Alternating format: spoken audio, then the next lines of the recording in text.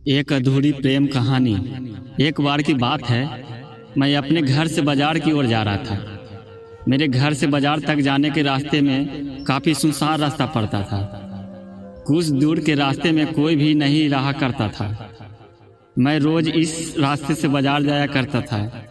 आज भी मैं इसी रास्ते से बाजार जा रहा था। मुझे रास्ते में एक लड़की मिली जो बहुत ही डरी हुई थी। उसे डरा हुआ देख मैं उसके पास गया और पूछा, क्या हुआ, तुम डरी क्यों हो? लड़की ने कुछ लड़कों को और इशारा किया। मैं समझ गया।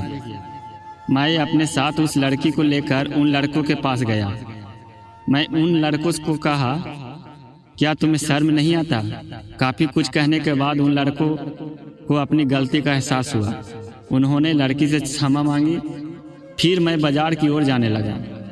उस लड़की ने मुझे रोका और कहा, मैं यहाँ पर नई हूँ, मुझे रहने के लिए किराए का घर चाहिए, क्या आप मेरी मदद कर सकते हैं? मैंने कहा, ठीक है, मेरे घर में एक कमरा खाली था, आप मेरे घर चलिए। अगर आपको पसंद हो तो आप उसमें रह सकती हैं। अगर आपको पसंद ना आए तो मैं आपको दूसरा घर भी दिखा सकता हूँ। अब वह लड़की और मैं घर की ओर चल पड़े। रास्ते में मैं कुछ भी बोल नहीं पा रहा था। मैं बोलना चाह रहा था लेकिन नहीं बोल पा रहा था। फिर उसने पूछा, आपका क्या नाम है? मैंने कहा, राकेश। और आपका नाम? उसने कहा, सुंदरी। मैंने बोला, काफ़ी अच्छा नाम है। अब तक हम घर पर आ गए थे। सुंदरी ने मेरा घर देखा और वह कमरा भी देखा जिसमें उसे रहना था। सुंदरी को वह कमरा काफ़ी पसंद आया।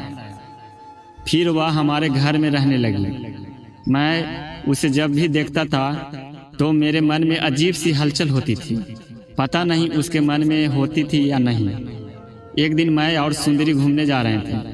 मैंने सोच लिया था कि आज मैंने सुंदरी को अपने मन की बात कहूँगा। हम अपने घर से बहुत दूर एक सड़क पर थे। हम बाइक चला रहे थे। मैंने सुंदरी से कहा, मुझे तुमसे एक बात कहनी है। सुंदरी भी कहा कि मुझे भी तुमसे कुछ कहना है।